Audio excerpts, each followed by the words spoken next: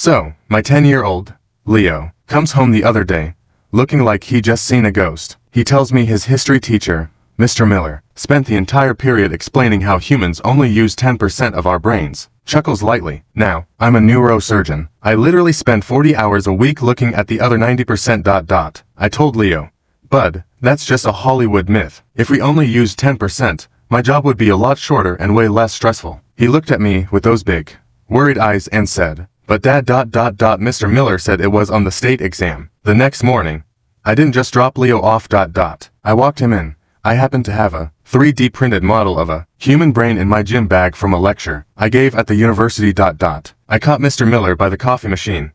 I kept it friendly, totally casual. I said, hey, Leo mentioned the 10% thing. Just thought I'd drop off some updated journals. You know, since we've mapped out that almost every part of the brain has a known function. Miller didn't even look at the papers. He just sighed, took a slow sip of his lukewarm coffee, and said, look, Doctor, I've been teaching this unit since 1995. It's a great metaphor for potential.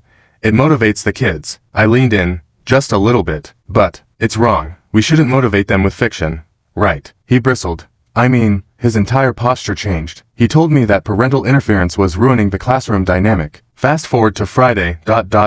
Leo brings home a worksheet. Question 5. What percentage of the brain remains dormant? Leo wrote, 0%. We use all of it. He got a massive red X through the answer, and at the bottom, a note that said, please stick to the curriculum. Leo was crushed. He thought he was being smart, but he was being punished for being right. That night, I didn't get angry. I got organized. I emailed the school board and CC'd the head of the science department at the state college. 2 weeks later, the district issued a memo. They're updating the supplemental materials for the entire middle school. Miller still gives me the cold shoulder at the PTA meetings, and I'm pretty sure I'm the only parent banned from chaperoning the field trip to the science museum. But yesterday, Leo came home with a grin. He said, Dad, today in class, we learned about synapses, and Mr. Miller didn't say a word about that 10% stuff. Pause. Sometimes, the hardest lesson for a teacher to learn is how to be a student again.